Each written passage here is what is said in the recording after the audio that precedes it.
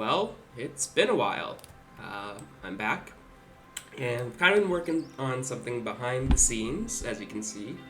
But yeah, as for real world stuff, my PhD has started to pick up, so of course had less time to record, and I kind of took a break from it. It didn't hold my interest as much while I was working away, but I have a little bit of time now. I actually just recently came back from a trip that I've been meaning to go on for a while.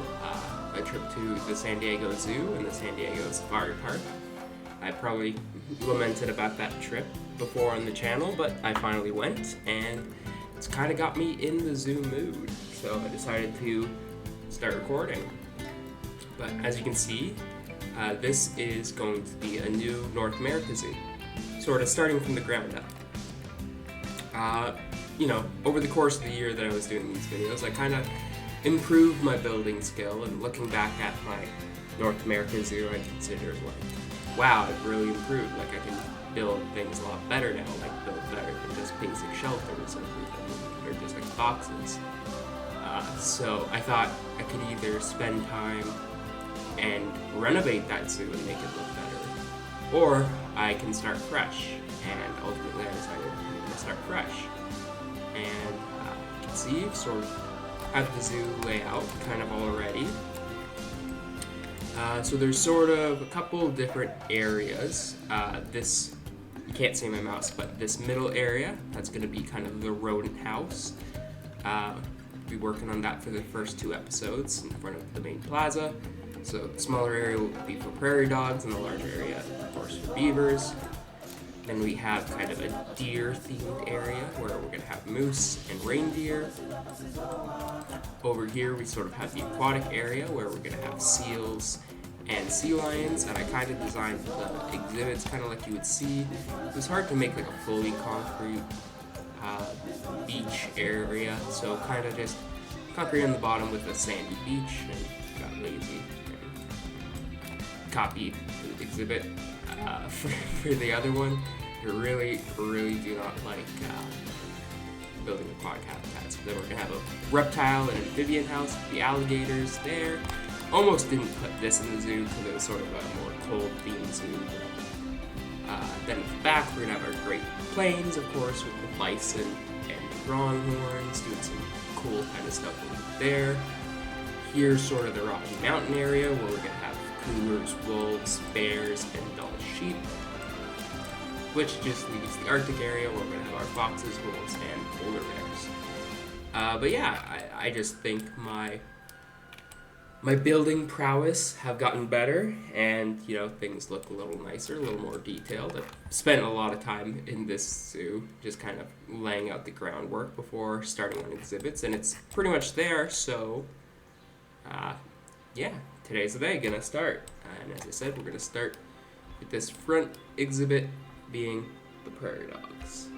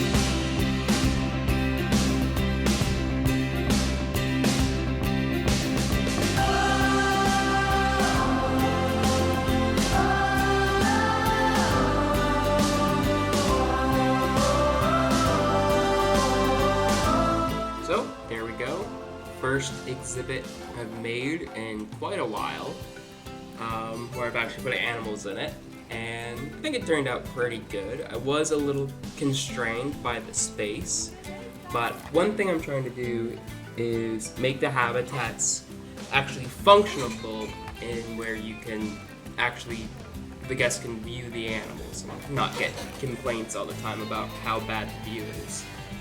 So as you can see, it's just sort of a typical desert type habitat.